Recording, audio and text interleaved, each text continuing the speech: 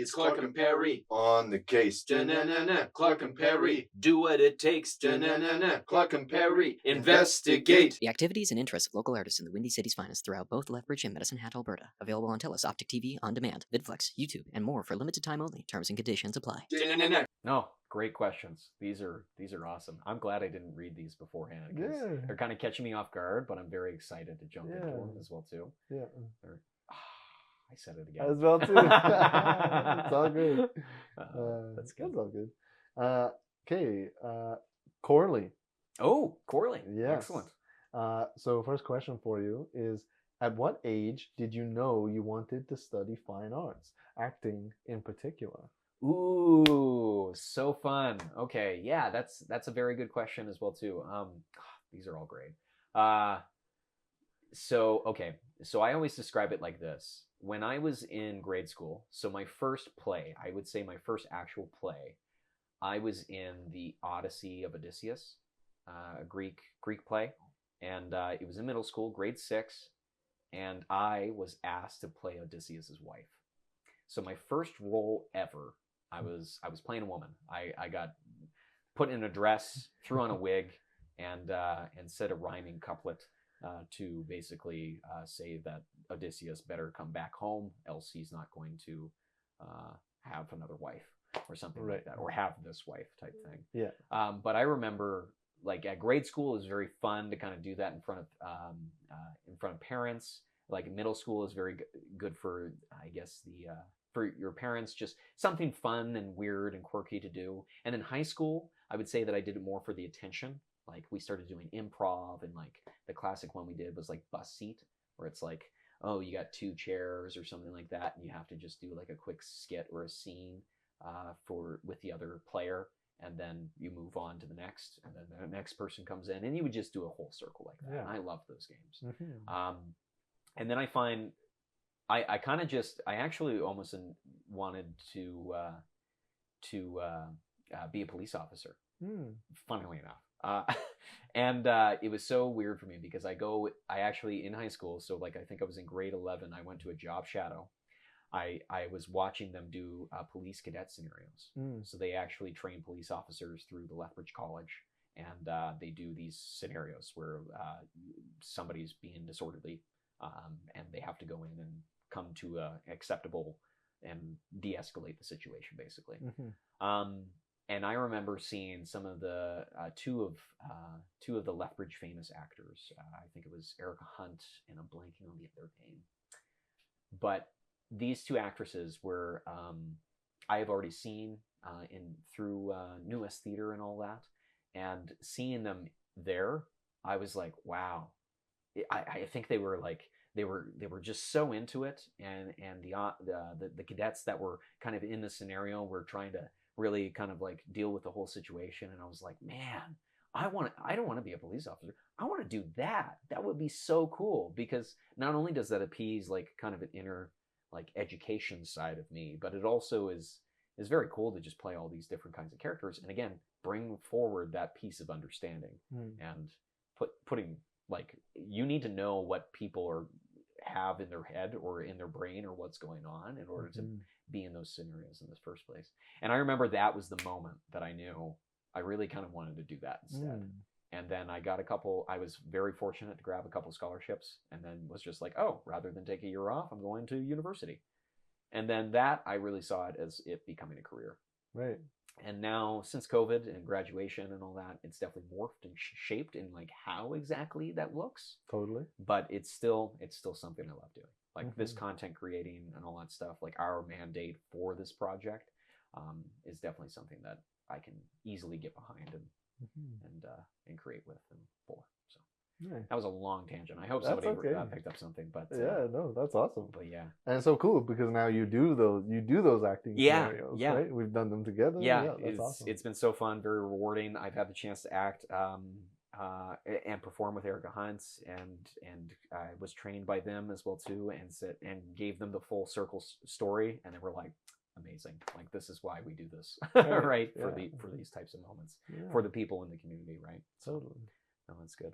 No. Great question, Corley. Yeah. The next question for you is, Did you face any stigma surrounding your choice of study from your family, your friends, or community when they learned what you had decided to do? Yeah, absolutely. And I mean, that's always kind of a stigma, right? Like, I mean, even if, like, so my job, I work in agriculture because I graduated during the midst of COVID and I needed a job. So I got that job.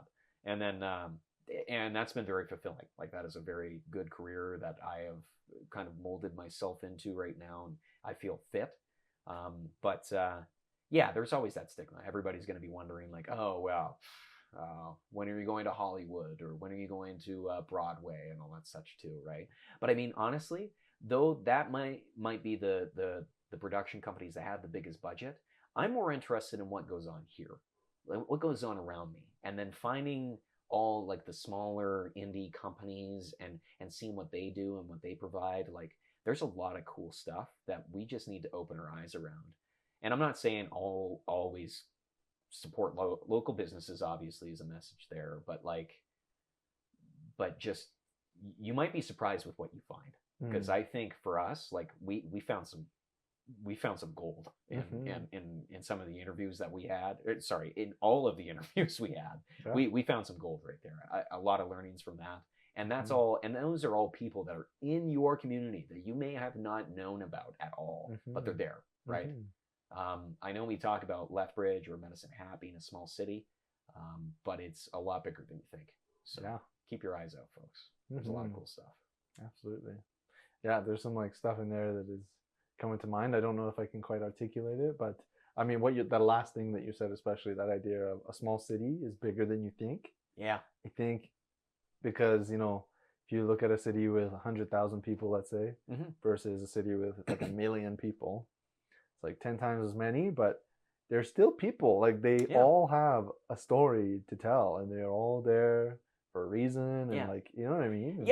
And you find, like, all different kinds of folks. And I mean, that humility of like this kind of this small town but big city energy that we find here in both Medicine Hat and Lethbridge. I find just we've had the best experiences over this course of this entire season. So thank you all for who have been involved with us as well too. Like, you have made this this journey quite memorable. So I mean, and that for us was just not only got us a little bit more comfortable, especially myself, but yeah, there was definitely challenges, but it was all worth it. Yeah. Still. Okay. Good to move on. I am. Ready to go? Yeah. Next questions are from Teresa. Teresa. Okay. Yeah. Excellent. What has been the most impactful part of doing these interviews? Yeah. The most impactful part, that is, okay. I'm going to say, that's a good question, because I don't know how to approach that one. There's different ways that you can approach it. Totally.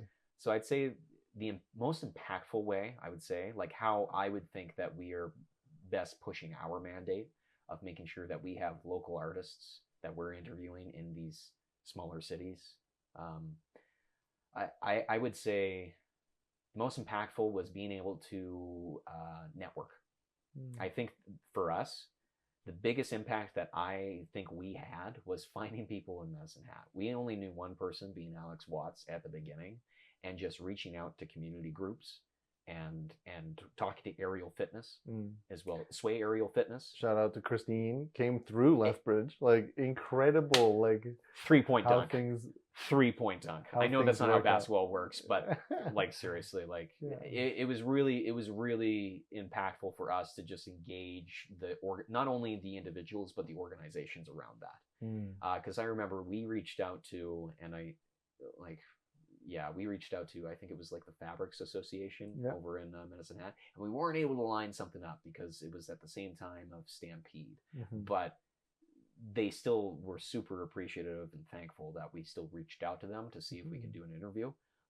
But yeah, I would say that would probably be, in my interpretation, the most impactful we have been, is just, again, humbling people by telling them that your stuff is valued and we love to know your story, because because you may think, everybody gets in their head, we're our own worst critics. You may think it's weird or something like that sometimes, but it's so cool to talk about and to learn about as well too. So yeah.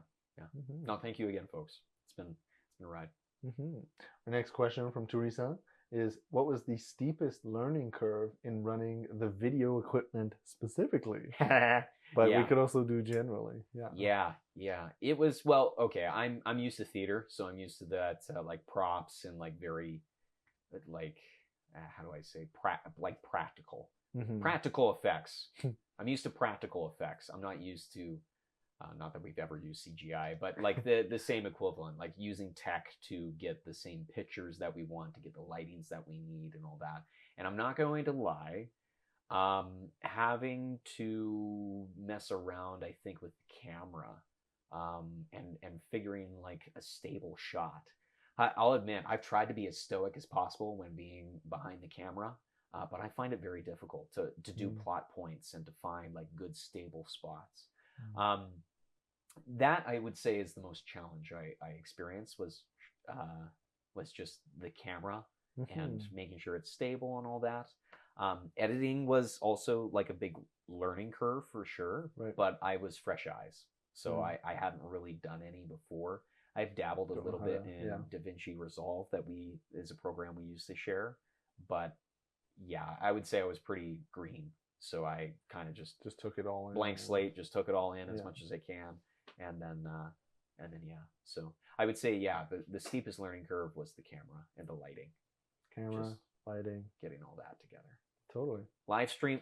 Yeah, okay. So a few, there was a lot, but live streaming was definitely one too. I think we did have a couple encounters with some like choppy internet connections. So learning about your locations was very useful. And assuming that you may not have the best connection if you choose that location. So nice. There's a lot to unpack there, but I would say that's kind of this really brief summary of it all. Yeah. Right on. Cool. Do you want to do generally for that one? I had said, steepest learning curve, just generally about the program, or would that kind of be one of them that you just said? Yeah, sure. Generally about the program. I mean, for myself, I definitely had to overcome kind of an anxiety of cold calling and reaching out to folks. Totally. There was a comfort, like I was comfortable emailing, but there were sometimes we had to pick up the phone and actually be like, hey, just a quick question. My name's many Brent. questions. Yeah, many questions actually. We want to break down this entire thing for you, but we want to make sure it's quick and snappy. Yeah. But I mean, I definitely had to rehearse a few times because I get a lot of phone anxiety. That's myself. I've never liked having conversations on the phone because for me, I'm such a person that wants to be in person and talk in person because I can read body language and visually see them, right? So I can kind of tell how the conversation's going and where to navigate it to and all that such a lot better than I can over the phone. That's why it gives me so much anxiety. Totally. I can't. Just thinking about it right now. So yeah, I think organizing some space in the timelines that we had and overcoming some of the challenges that experiences, whether it be a problem with the internet, or maybe you need to throw this one on the expense form and it's a little more than you expected or something like that. Yeah, it's just I'd say it's the spaces. Yeah. Interesting. Cool. Next question is from Jordan Payne. Jordan Payne. Yeah. Excellent. What has been the most challenging part of this process, or the most rewarding? And I feel like we're kind of touching on some of this, but it's maybe a bit more specific. So, what has been the most challenging part of this process, or the most rewarding? Yeah, the most challenging part of this process is and was definitely, I think, the scheduling piece. We challenged ourselves quite a lot, and I have just revealed I've had pretty much a job while doing this, and just finding exactly what needs to be hit, what needs to be marked, scheduling the time to make sure that this would work. Working on our communication skills was definitely the biggest challenge, making sure this all works. And there was definitely some times where our schedule is not not to plan right now. What's going to happen next? But I mean, we still pulled through, and thank you again to folks who kind of helped us out through that journey as well. And to like StoryHive, I would even say, yeah, for, they're working with us on those things. Oh my goodness, yeah, StoryHive. You haven't seen much of me, but I appreciate you. It was I would say the scheduling was definitely the most challenging, but the most rewarding was just, again, whenever we hit those days where it's like, yeah, we did it, like we would high five, and we'd always have like such a good experience and another contact, somebody that we know that we'd be able to reach out to and just kind of inquire about again as well, was something that I really valued. Again, like even some of the organizations that did us some grace as well, like the Medicine Hat Potters Association, Sway Aerial Fitness, those folks. 3-point dunk. 3-point. 3-point dunk. So, love it. Yeah. It was very rewarding. I would recommend this experience to anybody. Totally. Yeah. Even just like meeting up with somebody in a discipline that you don't practice and just seeing how they do it. Like, I think it's a really fascinating concept. Yeah. Personally, and maybe I can speak more to that later, but I think there's something to be gleaned from just what we've been doing here. Yeah. And just people going and doing it. But anyway, next question from Jordan. Excellent. Is, if you could do something differently, would you, and what would that be, if so? Yeah. We've had a lot of conversations on the car rides there and back to Medicine Hat when doing those shoots there. We've also had a few meetings in between here and there. Wow. Yeah. Well, if we had more time, I would have liked to spend more time maybe doing the editing process. Right. Probably being more deliberate with certain cuts, and maybe adding some sound effects here and there as well too. Again, just adding that visual appeal to kind of help the feature kind of be elevated. Because again, we do have that forced perspective of camera. You don't see the background of you don't see the live studio audience we have back there. And listen to them. Dead silence. Yeah. They're very well behaved.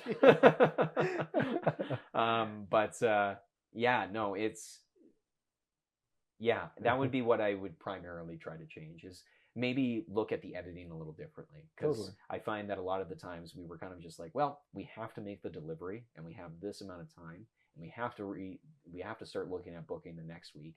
So that was something that kind of we started to make easier and easier on ourselves. So yeah, I would take another look at that. But we're going to look at the formula. We're going to look at the questions that we asked during the initial interviews as well too, because I'd love to look into more researched questions on the individual who I'm about to ask and talk to, because this is those would be the two things. Nice. There's so much more, but I'm going to leave it. Yeah. For sure. I'm going to leave you some. And maybe you can bring them up when I'm in there. Yeah. Or we have a third question from Jordan, actually. Ooh. Is there anything you've encountered during this process that you would want to explore more? I guess that's kind of along the same lines of what you just kind of said. Yeah, that's a great question. Wow. Man, I would like to just say everything. Because all of it was so cool. I know I don't have the time for that. So, man, I'm not gonna lie, I took a very special interest in Darren Clisby's episode. And when we did what we did, I don't want to give any spoilers to folks who haven't seen it yet, but that has always been kind of like a secret, like, oh man, this would be so cool if we did this. Right. And just taking the photos the way we did. Yeah, because those miniatures were yours. Yes, the miniatures were mine. Yeah, Full spoilers ahead. Here we go. We had taken some miniatures that my uncle Brandon from New Brunswick had painted as well, too. And we had just basically placed them in cool positions, and then Darren had taken some photos and basically did some digital photography magic to make it. To basically edit us into the image. Yeah. It was so cool, and the process was really neat.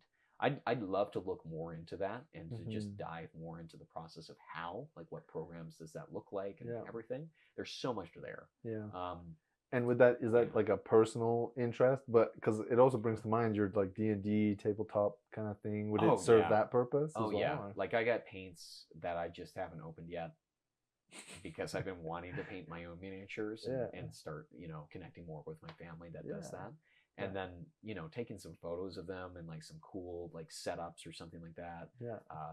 Not only for dramatic effect, but like, I don't know, I just think it would be a cool hobby to develop and all that stuff too. Mhm. So, yeah, that would be one that is off the top of my brain. But like, I enjoyed everything that we did. Like, we did fish scale art, we did pole dancing, we did painting, we did pottery, we did photography, self photography, we did digital photography, we did. Oh, I know your answer. We did blacksmithing. We did. Oh, there was just so much. I can't. But yeah, there was just so much to do. But I definitely thought a lot about that episode for sure. Mhm. It's Clark and Perry on the case. Da-na-na-na. Clark and Perry do what it takes. Da-na-na-na. Clark and Perry investigate. The activities and interests of local artists in the Windy City's finest throughout both Lethbridge and Medicine Hat, Alberta. Available on TELUS Optic TV, On Demand, VidFlex, YouTube, and more for limited time only. Terms and conditions apply. Da-na-na-na.